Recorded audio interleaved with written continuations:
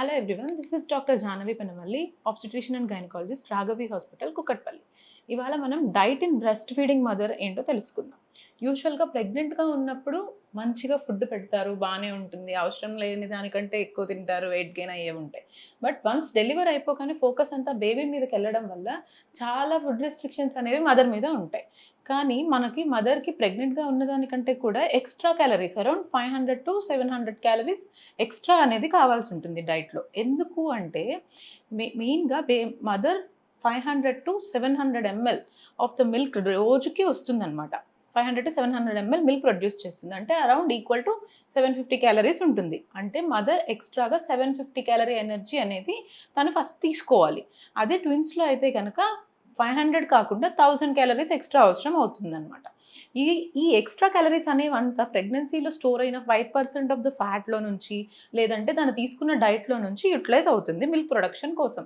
So తన diet restriction అనేది ఉండకుండా కరెక్ట్గా తినాల్సి ఉంటుంది. సో ఎలాంటి ఫుడ్ తీసుకోవాలి అంటే బ్యాలెన్స్డ్ న్యూట్రిషియస్ రిచ్ ఫుడ్ తీసుకోవాలి.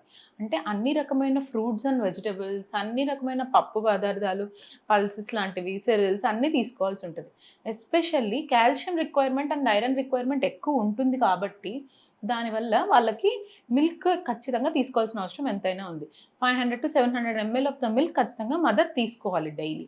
అండ్ అసలు తిను మీల్స్ ఎలా తీసుకోవాలి అంటే మేజర్ మీల్స్ 3 to 4 స్నాక్స్ తీసుకుంటూ ఉండాలి పర్ డే.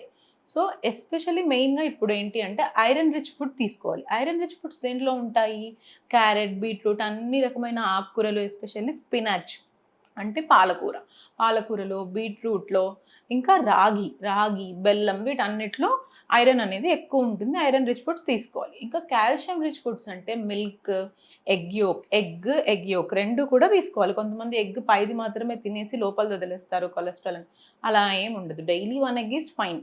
అండ్ ఇంకా ఆల్మండ్స్లో కూడా కాల్షియం ఎక్కువ ఉంటుంది. ఫిష్ కూడా తీసుకోవచ్చు. ప్రోటీన్ అనేది ఎక్కువ తీసుకోవాల్సిన అవసరం ఎంతైనా ఉంటుంది. నాన్ వెజిటేరియన్స్లో అయితే ప్రోటీన్ రిచ్ ఏంటి ఎగ్, ఫిష్, చికెన్ ఇవి తీసుకోవాలి. మీట్ ఎవరైనా మటన్ అనేది కొంచెం తక్కువ తీసుకున్న ప్రాబ్లం అయితే ఏమీ లేదు. ఎక్కువ తీసుకోవాల్సిన అవసరం లేదు.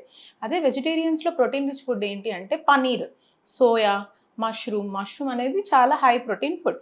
ఇవి తీసుకోవాలి.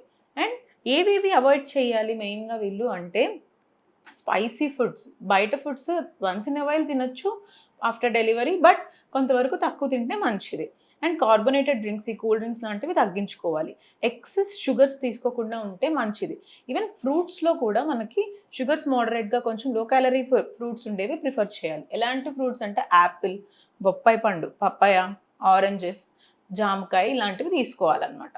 అండ్ తినొచ్చా అని చాలామందికి డౌట్ ఉంటుంది. తీసుకోవచ్చు based on your BMI, you can also have the ghee. And కొన్ని మిత్స్ ఉంటాయి. డెలివరీ అయిపోగానే మదర్ తీసుకునే డైట్ని బట్టి బేబీ హెల్త్ అనేది డిపెండ్ అయి ఉంటుంది.